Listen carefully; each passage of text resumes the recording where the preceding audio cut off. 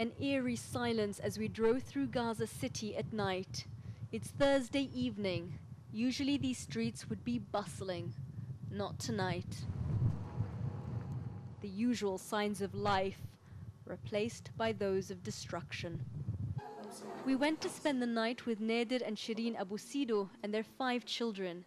They live in Gaza City, an ordinary family in an ordinary part of town, living in extraordinary times. I have never seen days like this in all my time in Gaza. Of course, there have been airstrikes before, but never so continuous with this intensity. As a father, I want to protect my children. When there are strikes, I talk to them, tell them it will be okay. They are so scared, so I just sit close to them until it stops. For the first time in 3 days, there was electricity in the house. A chance for the family to see in full what's happening all around them. The effects of the noises they hear all day and all night.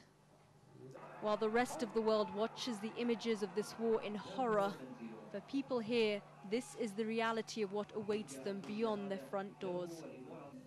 And although they refuse to give up, Israel's blockade of goods and supplies is making even the simplest of tasks difficult.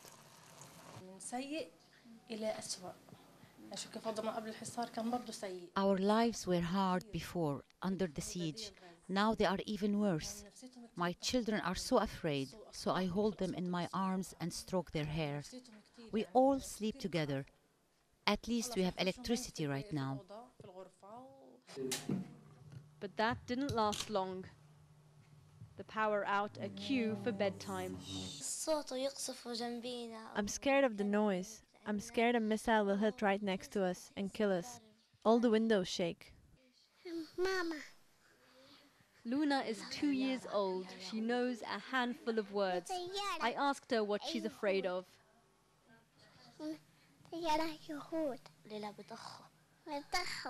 Israeli planes, she said, and the rockets. We filmed the strikes through the night from the family's window, a series of air and naval attacks in the east of the city. But the kids slept through it, a mixture of exhaustion after 6 sleepless nights, and admission that staying up won't stop the noises.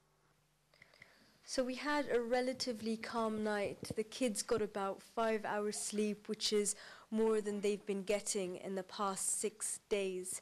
But they wake up to the reality of the fact that there's still no electricity, there's no water, there's nothing for them to do, and really there's nowhere safe for them to go. Maybe worst of all, they wake up to the fact that they have no idea what's to come next, whether today will be the day that Israel increases its military activity here, whether one of their strikes will hit their home or their family's home or their neighbor's home.